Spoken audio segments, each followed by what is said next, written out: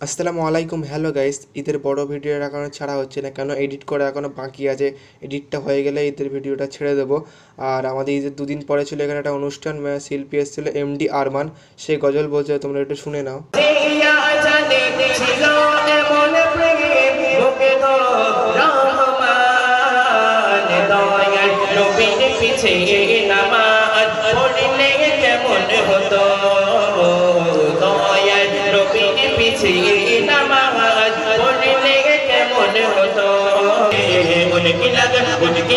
उनकी लगन दिल में बसाएंगे, नबी नबी कहते मदीने चले जाएंगे, नबी नबी कहते मदीने चले